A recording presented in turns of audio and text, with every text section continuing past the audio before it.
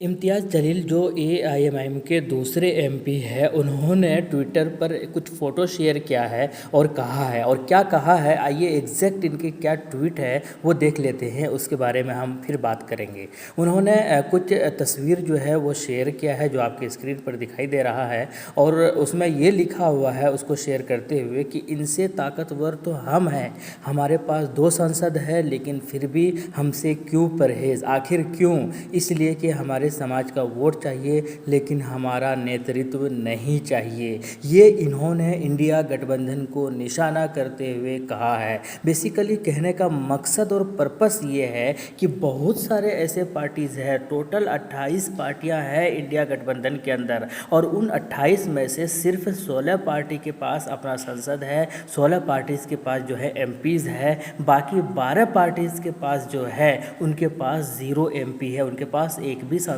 नहीं है, एक भी एमपी नहीं है। और 5 पार्टी ऐसे हैं जैसे कि आप हो गया, आरएसपी हो गया, जेएमएम हो गया, वीसीके हो गया, केसीएम है, ये 5 पार्टी ऐसे हैं जिनके पास सिर्फ और सिर्फ एक सांसद है। तो कुल मिलाकर आप यूँ कह सकते हैं कि 12 पार्टी के पास जिनके पास 0 सांसद है और 5 है, तो 12 और 5 जो है वो 17 पार्टी, इससे बड़ी पार्टी है एएमआईएम की पार्टी, लेकिन फिर भी इनको शामिल नहीं कर रहे हैं। आखिर इसके पीछे का रीज़न क्या है, कारण क्या है, यही पूछना चाह रहे हैं इम्तियाज़ जलील साहब, और इसका कारण खुद दे रहे हैं कि उन्हें हमारे समाज का वोट चाहिए, हमारा समाज का जो नेतृत्व है वो नहीं चाहिए, हमारा लीडरशिप जो है वो नहीं चाहिए। इसीलिए जो है इंडिया गठबंधन हमें दरकिनार कर रहे हैं, हमें जो है इस गठबंधन से बाहर रख रहे हैं। लेकिन मज़े की बात यह है कि इंडिया गठबंधन के ही कुछ नेता बार बार ये कह रहे हैं कि इंडिया गठबंधन के अंदर ओवैसी की पार्टी शामिल नहीं हो रही है, बल्कि ओवैसी की पार्टी इंडिया गठबंधन के अंदर शामिल हो जाना चाहिए, उस पार्टी का जो है वेलकम है, खुशामदीद है, स्वागत है। ये इंडिया गठबंधन के कुछ छोटे मोटे नेता अलग अलग राज्यों में कह रहे हैं, भाषण दे रहे हैं, जबकि सच्चाई ये है कि इंडिया गठबंधन वाले जो है एएमएम पार्टी को ना कभी बुलाया है इस तरीके के मीटिंग में, ना कभी इन्विटेशन दिया है, बल्कि यहाँ तक ये कह दिया है कि हम एएमएम को इसलिए शामिल नहीं कर रहे हैं क्योंकि वो कम्युनल पॉलिटिक्स करते हैं। हालांकि एएमएम का अलग अलग राज्यों में अपना वोटर्स है, इनके पास 3 राज्यों में अपना विधायक है, इनके पास 2 राज्यों में जो है इनके सांसद है, और बाकी बहुत सारे कॉरपोरेटर्स हैं, बहुत सारे राज्यों में जो है इनके चाहने वाले हैं, इनके वोटर्स हैं, इनके फैन फॉलोइंग है, लेकिन फिर भी इनको शामिल नहीं कर रहा है। इसके पीछे का रीज़न यही है क्योंकि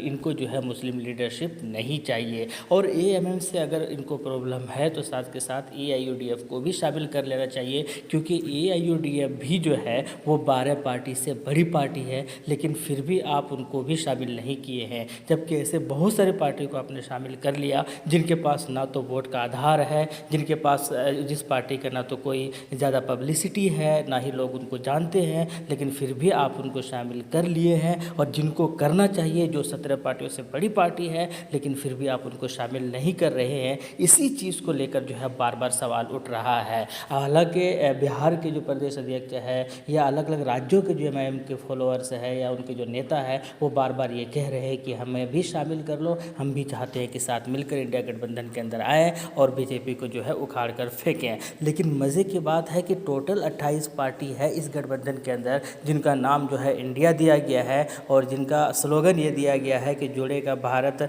जीतेगा इंडिया। लेकिन इन 28 पार्टियों में 17 पार्टी ऐसे हैं जो एएमएम से छोटी पार्टी है, लेकिन फिर भी उनको शामिल किया गया है। मज़े की बात है कि एमआईएम को शामिल नहीं किया गया है, इसी वजह से बार बार एमआईएम के नेता अलग अलग जगहों पर अलग अलग राज्यों में जो है वो बयान दे रहे हैं ताकि उनको भी शामिल किया जाए। अब ये देखना है कि आने वाले वक्त में इनको शामिल करते या नहीं करते हैं। मुझे नहीं लगता है कि इनको शामिल करेंगे, क्योंकि अगर करना होता तो अब तक कर चुके होते, इनको बुला लिए होते, लेकिन मुझे ऐसा लगता नहीं है कि इनको शामिल करेंगे। रीज़न वही है क्योंकि ये मुस्लिम लीडरशिप शायद आगे बढ़ने नहीं देखना चाहते हैं, शायद इनको पसंद नहीं है, या फिर हो सकता है कि इनको दबा कर रखना ही चाहते हों, इसीलिए शायद यही रीज़न हो सकता है मेरे हिसाब से। बाकी क्या एग्जैक्ट रीज़न है ये तो खैर वही लोग बताएंगे, लेकिन कुल मिलाकर यही